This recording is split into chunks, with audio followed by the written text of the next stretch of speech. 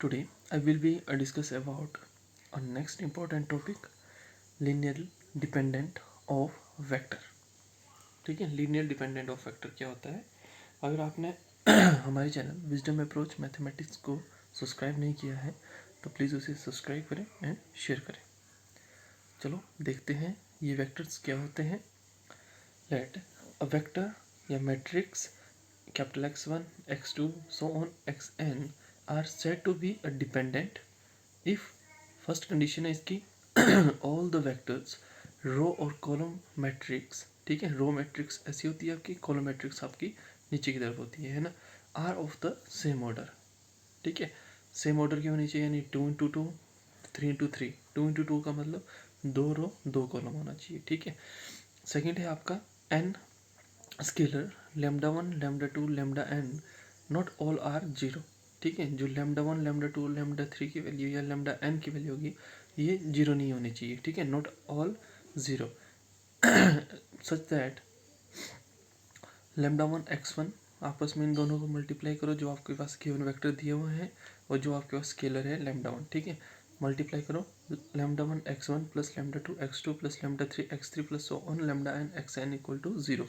ठीक है, where lambda i is not all zero, where i की वैल्यू है 1 to n। क्लियर है?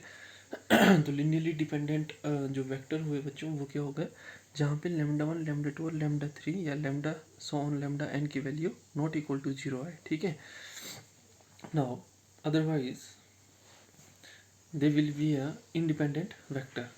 ठीक है, अगर ऐसी कंडीशन सेटिस्फाई नहीं होती है तो वो क्या हो जाएंगे, आपके इंडिपेंडेंट वेक्टर हो जाएंगे। ठीक है, इंडिपेंडेंट वेक्टर हम नेक्स्ट वीडियो में डिस्कस करेंगे। ठीक है, remember if in a set vector any vector for the set in is the combinations of the remaining vector, ठीक है, then the vector is called as depending vector. Clear है? आपको ज़्यादा समझ जो है वो एग्जाम्पल से आएगी। चलो एग्जाम्पल डिस्कस करते हैं बच्चों। एग्जाम्पल है इसका, examine the following vector for the linearly dependent and find the relation if it is exist. ठीक है, आपने शो करना है अगर ये जो वेक्टर है ये लिनियरली डिपेंडेंट है, और सेकंड आपने शो करना है इनमें रिलेशन क्या है आपस में। ठीक है, तो आपको वेक्टर्स दिए गए हैं x1 equal to this is 1 2 4, x2 equal to 2 - 1 3, x3 equal to 0 1 2 and x4 equal to -3 7 and 2। ठीक है, अब आपको क्या बोला था, इसको स्केलर के साथ आपने मल्टीप्लाई कर देना है। ठीक है, जैसे आपने ऊपर वो आर्टिकल पढ़ा वैसे ही आपने यहाँ पे इसको स्केलर के साथ मल्टीप्लाई कर देना है। तो यहाँ पे क्या जाएगा, this is consider in the matrix equation λ1 x1 plus λ2 x2 λ3 x3 λ4 x4 is equal to 0। This is equation number A. ठीक है, यहाँ पे सिर्फ आपके पास 4 लैम्डा दिए गए हैं तो हमने क्या किया, λ4 x4 यहाँ तक लिया है ना। वैसे ही अगर यहाँ पे 3 होता तो हमने यहाँ तक लेना था λ3 x3। वैसे यहाँ पे 10 टाइम्स होता तो यहाँ पे λ10 x10 हो जाना था, है ना, इक्वल टू 0। अब यहाँ पे x1 x2 x3 और x4 की वैल्यू पुट करेंगे तो हमारे पास आ जाएगा, this is λ1 1 2 4 λ2 2 - 1 3 λ3 0 1 2 λ4 -3 7 and 2 that's equal to 0। ठीक है, अब आपने क्या कर देना है, मल्टीप्लाई कर देना है। ठीक है, तो मल्टीप्लाई बच्चों आपने कैसे करना है, देखो ये आपकी फर्स्ट टर्म के साथ जो आपका स्केलर है उसको मल्टीप्लाई करना है और आपकी फर्स्ट इक्वेशन बन जाएगी, है ना।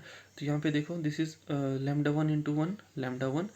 अब यहाँ पे जो फर्स्ट टर्म है इसके साथ λ2 को मल्टीप्लाई करेंगे तो 2 टाइम λ2, यहाँ पे 0 λ3 और यहाँ पे -3 λ4। तो ये बच्चों equal to 0 and this is first equation, है ना। वैसे ही आप सेकंड इक्वेशन के लिए जो मिड टर्म है आपकी मिड पॉइंट है उसके साथ इसको मल्टीप्लाई कर देंगे तो ये हो जाएगा 2 टाइम λ1, ये हो जाएगा -λ2, ये हो जाएगा आपका 1 टाइम λ3, ये हो जाएगा आपका 7 टाइम λ4 इक्वल टू 0। ठीक है, वैसे ही थर्ड इक्वेशन बनाने के लिए आपने जो लास्ट इसका एलिमेंट है उसको λ1 के साथ मल्टीप्लाई कर देना है। वैसे ही λ2 एंड λ3 एंड λ4 के साथ मल्टीप्लाई करना है ना। तो आपके पास आ जाएगा this is 4 λ1 plus 3 λ2 plus 2 λ3 plus 2 λ4 4 equal to 0 आ जाएगा। ठीक है, तो बच्चों ये आपकी इक्वेशंस होगी। अब हमने क्या करना है, जो ये इक्वेशंस आई आपकी, इसको हमने मैट्रिक्स फॉर्म में इसको कन्वर्ट कर देना है। चलो देखते हैं। जैसे हमने मैट्रिक्स फॉर्म में इसको कन्वर्ट करेंगे तो देखो हमारे पास आ जाएगी, this is the homogeneous equation. Homogeneous equation होती है आपकी जहाँ पे लैम्डा एक्स इक्वल टू 0 के बराबर होता है। ठीक है, यहाँ पे lambda A x equal to 0 के बराबर होता है ना। यहाँ पे एक्स की जगह आपके पास क्या है, दिस इज लैम्डा है। ठीक है, तो ए लैम्डा इक्वल टू 0 इसके बराबर होता है। और नॉन होमोजीनियस इक्वेशन होती है आपकी जहाँ पे a lambda is not equal to 0। Clear, तो वो आपकी नॉन होमोजेनियस इक्वेशन होती है। और कई बार ऐसा भी होता है कि ए लैम्डा इक्वल टू बी के बराबर हो जाता है ना। तो देखो जो भी आपके पास लैम्डा 1 लैम्डा 2 लैम्डा 3 और लैम्डा 4 के जो कांस्टेंट थे उनको हमने ए की फॉर्म में लिखना है, यानी मैट्रिक्स की फॉर्म में लिखना है। बाकी लैम्डा 1 लैम्डा 2 लैम्डा 3 ऐसे और side wise 0 0 0 right hand side में है ना। तो यहाँ पे आ जाएगा 1 2 0 -3 2 -1 1 7 4 3 2 एंड 2। क्लियर है। ठीक है, अब उसके बाद बच्चों आपने क्या करना है, यहाँ पे ऑपरेशंस लगा देनी है। ठीक है, हमने +2 में भी ऑपरेशन पढ़ी होगी। ठीक है, कि हम row operation and column operation कैसे लगाते हैं। तो जितनी आप प्रैक्टिस करोगे उतना ही आपका जो फ्लो है वो बनता रहेगा, है ना। अब आपने ऑपरेशंस का मतलब क्या होता है कि आपने जो है फर्स्ट इक्वेशन से, ठीक है, सेकंड और थर्ड जो आपकी इक्वेशंस है उनको रिड्यूस करना है जीरो की फॉर्म में, है ना। जहाँ तक आपके पास हो जाता है, जहाँ तक आपकी जीरो आती है वहाँ तक आपने इसको रिड्यूस करना है। ठीक है, तो देखो सेकंड इक्वेशन को हम रिड्यूस करेंगे तो यहाँ पे क्या लिखेंगे, दिस इज R2 को चेंज कर रहे हैं। ठीक है, R2 - 2 टाइम R1। क्लियर है, क्योंकि देखो ये 2 है और यहाँ पे 1 है ना। जब इसको हम 2 टाइम मल्टीप्लाई करेंगे, इस पूरी इक्वेशंस को 2 टाइम मल्टीप्लाई करेंगे और उसके बाद हम इसमें इसको माइनस कर देंगे तो यहाँ पे 2 - 2 0 हो जाएगा। वैसे ही ये माइनस का 2 है, ये माइनस का 1 है। ठीक है, तो वैसे ही आपका कितना बन जाएगा, 2 के साथ इसको मल्टीप्लाई किया -2 के साथ और फिर हमने यहाँ पे इसको माइनस करना है ना। 2 के साथ मल्टीप्लाई करना है, उसके बाद माइनस करना है। ठीक है, आप यहाँ पे एक बार अंडरस्टैंड कर लो फर्स्ट ऑपरेशन, उसके बाद आप खुद ट्राई करोगे, है ना। तो यहाँ पे हमने बोला कि ये R2 थी आपकी। ठीक है, और आपने क्या करना है, इसको R1 with the help of R1 इसको क्या करना है, सॉल्व करना है, यानी इसकी इक्वेशंस को रिड्यूस करना है ना। तो देखो हमने क्या बोला, this is R2 changes to R2 - 2 time R1, है ना। जो R1 है उसको हम मल्टीप्लाई करेंगे 2 के साथ। तो देखो बच्चों हमारे पास यहाँ पे क्या आ जाएगा, ये हो जाएगा आपके पास 2, ये हो जाएगा 4 0 और माइनस का 6। ठीक है, ये 1 की इक्वेशन। अब इसमें आपने क्या कर देना है, इसको सब्ट्रैक्ट कर देना है ना। तो माइनस ये हो जाएगा 2 -1, ये हो जाएगा 1 और ये हो जाएगा 7। ठीक है, माइनस बोला है करने के लिए, 2 टाइम इसको मल्टीप्लाई बोला है करने के लिए। अगर आप चाहें तो इसको -2 के साथ मल्टीप्लाई करके ऐड भी कर सकते हो, है ना। और प्लस का 2 माइनस का 2 तो ये हो जाएगा 0। वैसे यहाँ पे ठीक है, तो यहाँ पे ये बोला गया है कि R2 - R1, R2 से R1 को माइनस करना है ना। तो यहाँ पे देखो, यहाँ पे हम इसको एक बार फिर से लिखते हैं। तो ये हो जाएगा 2 - 1 1 7 और ये हो जाएगा माइनस टाइम और ये हो जाएगा 2 4 0 एंड -6। ठीक है, अब देखो 2 माइनस का 2 यानी ये R1 है आपकी, ये आपकी R2 है ना। अकॉर्डिंग टू जो हमने ऑपरेशन लगाई, R2 - 2 टाइम R1। ठीक है, R2 - 2 टाइम, ठीक है, R1। तो यहाँ पे करेंगे तो 0, माइनस का 1 है, ये भी माइनस का 4 हो जाएगा तो यहाँ पे माइनस का 5 आ जाएगा। यहाँ पे 1 है, यहाँ पे माइनस की 0 है तो 1 आ जाएगा। यहाँ पे 7 है और माइनस का माइनस माइनस क्या हो जाएगा, यहाँ पे मल्टीप्लाई करेंगे, माइनस माइनस प्लस, 7 और 6 कितना हो जाएगा बच्चों, आपका 13 हो जाएगा। ठीक है, तो ये हो जाएगा आपका 0 5 1 एंड 13। ठीक है, तो वही टर्म आपकी यहाँ पे भी होगी। ठीक है, ये है आपका 0 माइनस का 5 1 एंड 13। क्लियर है। वैसे ही आपको थर्ड ऑपरेशन लगानी है। तो यहाँ पे क्या हो जाएगा बच्चों, this is R3 changes to R3 - 4 time R1। ठीक है, जो आपकी R3 है, अब ये आपकी R3 है तो इसको हम यहाँ पे लिखेंगे, दिस इज 4 3 2 एंड 2। ठीक है, 4 टाइम R1 यानी -4 टाइम, माइनस का साइन, 4 टाइम R1 है ना। तो ये हो जाएगा 4, ये हो जाएगा आपका 8। ठीक है, ये हो जाएगा 0, ये हो जाएगा -12। ठीक है, माइनस करेंगे 4 माइनस 4 0, ये हो जाएगा 3 माइनस 8, तो यहाँ पे आ जाएगा आपका माइनस का 5। ठीक है, वैसे यहाँ पे 2 माइनस 0 तो 2, और ये हो जाएगा आपका 2 माइनस माइनस प्लस, और ये 12, तो ये कितना हो जाएगा आपका 12 प्लस 2 14। ठीक है, तो 0 माइनस 5 2 एंड 14। तो बच्चों हमारे पास यहाँ पे क्या है 0 माइनस 5 2 एंड 14। ठीक है, तो ऐसे करके आपने क्या है ऑपरेशन लगानी है। ठीक है, और आपने फर्स्ट इक्वेशन से आपने क्या करना है सेकंड एंड थर्ड इक्वेशन को रिड्यूस करना है। ठीक है, अब हम क्या करेंगे, जो आपकी थर्ड इक्वेशन है उसको हम रिड्यूस करेंगे with the help of second equation. ठीक है, अब यहाँ पे हम ऑपरेशन लगाएंगे with the help of second equations के हिसाब से, है ना। चलो देखते हैं। Now R3 changes to R3 minus 2 time R3 minus R2। ठीक है, अब आपको यहाँ पे क्लियरली दिख रहा होगा कि यहाँ पे हम क्या करेंगे, अगर R3 में माइनस करेंगे R2 को, तो हमारी जो ये वाली टर्म है ये क्या बन जाएगी 0 बन जाएगी। ठीक है, तो फर्स्ट एंड सेकंड इक्वेशन आपने एज इट इज़ लिखनी है। तो R3 माइनस R2, यानी इसमें इसको माइनस करना है, तो ये हो गया माइनस का 5। ठीक है, माइनस माइनस प्लस 5, तो ये हो जाएगा आपका 0। ठीक है, यहाँ पे हो गया 2, और ये हो गया -1, तो ये हो जाएगा 1। ये हो जाएगा आपका 14 माइनस 13, तो ये हो जाएगा आपका 1। ठीक है,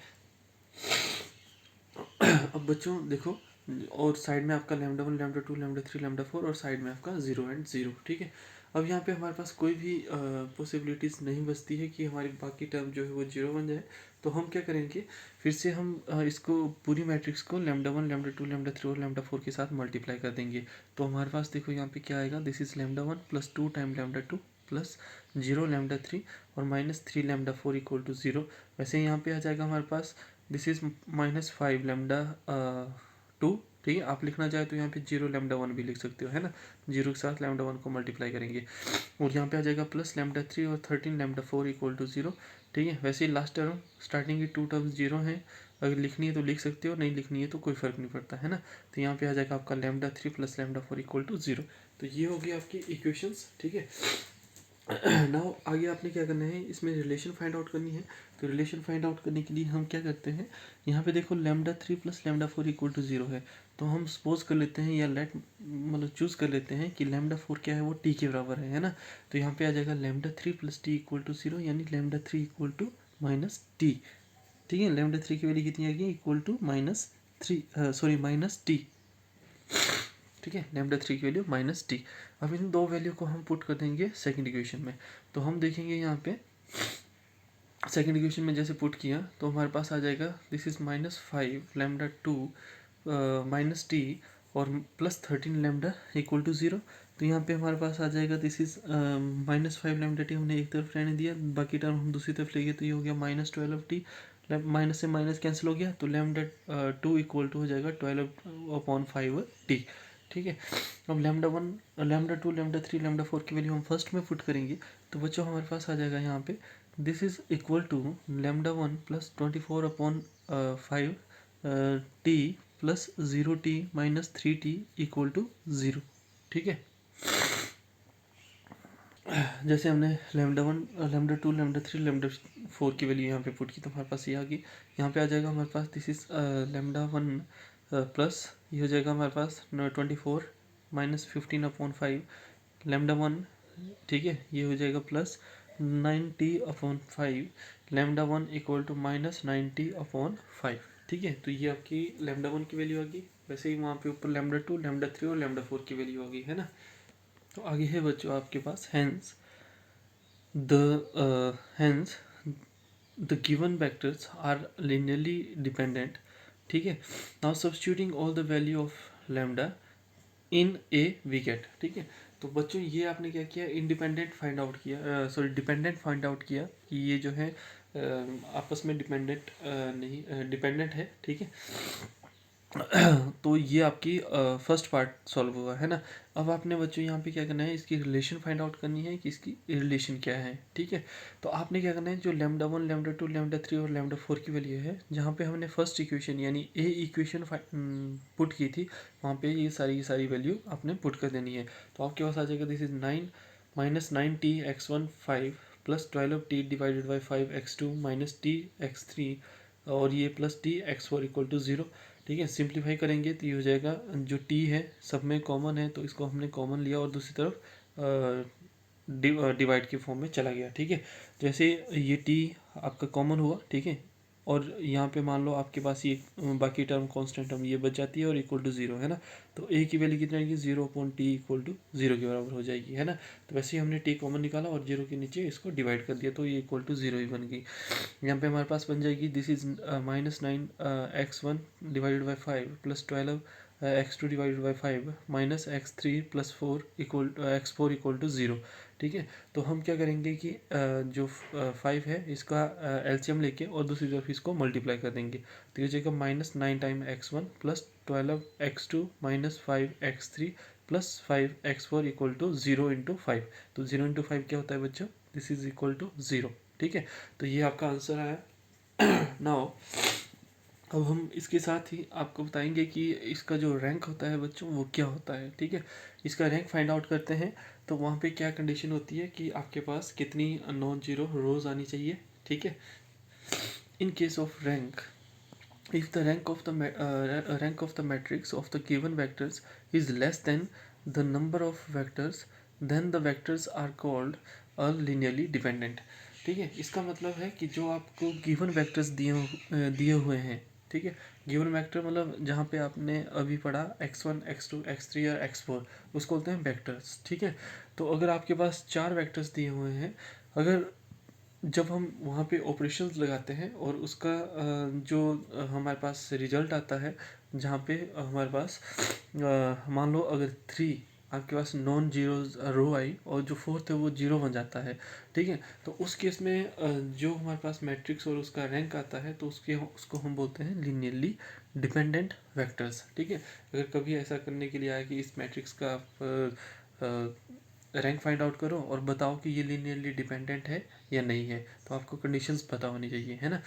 चलो एग्जांपल लेते हैं एक। तो बच्चों हमारे पास एग्जांपल है यहाँ पे, using the matrix that the set of vector and find the rank. ठीक है, और this is X Y Z is linearly dependent. First आपने रैंक फाइंड आउट करना है और उसके बाद बताना है कि ये जो वेक्टर है ये लीनियरली डिपेंडेंट है या नहीं है, मतलब है ना। Here we have X Y Z, जो आपके पास गिवन वेक्टर्स थे यहाँ पे हमने लिख लिए। ठीक है, और नाउ इन द इस मैट्रिक्स फॉर्म में इसको हम कन्वर्ट कर देते हैं। ठीक है, तो ये जो सारे वेक्टर्स थे इसको हमने मैट्रिक्स फॉर्म में कन्वर्ट किया तो बच्चों हमारे पास देखो क्या आया यहाँ पे, this is first vector, second vector, third vector है ना। तो ये जगह 1 2 -3 4, 3 -1 2 1, ये हो जाएगा 1 -5 8 और माइनस का 7। ठीक है, तो यहाँ पे आप बच्चों देख सकते हो कि जैसे आपने पहले पढ़ा कि आपने क्या करना है, ऑपरेशन लगानी है और ऑपरेशन लगाने के बाद इसको रिड्यूस करना है। ठीक है, तो जैसे हमने देखो जो फर्स्ट आपका एलिमेंट होना चाहिए किसी भी मैट्रिक्स का, ठीक है, तो वो आपका 1 हो। ठीक है, अगर नहीं है तो आप इसको डिवाइड भी कर सकते हो, जो अगर यहाँ पे जो भी नंबर आपके पास दिया हुआ है ना। कई बार ऐसा होता है कि जैसे यहाँ पे तो दो जगह 1 1 दिया हुआ है फर्स्ट और थर्ड इक्वेशन में है ना। अगर कई बार ऐसा होता है कि फोर्थ इक्वेशन फर्स्ट इक्वेशन में आपके पास यहाँ पे मान लो 5 दिया है, यहाँ पे 3 दिया है, यहाँ पे 1 दिया है, तो आप इस दोनों जो रो है आपकी इसको आप मतलब एक्सचेंज भी कर सकते हो। ठीक है, वो भी आपके पास एग्जांपल आएंगे, वहाँ पे हम आपको बताएंगे कि उसको कैसे अपने एक्सचेंज करना है। ठीक है, तो यहाँ second and third row with the help of first row हम इसको रिड्यूस करेंगे by the operation elementary transformation की हेल्प से। ठीक है, तो ये हो जाएगा आपकी first equation as it is 1 2 -3 and 4।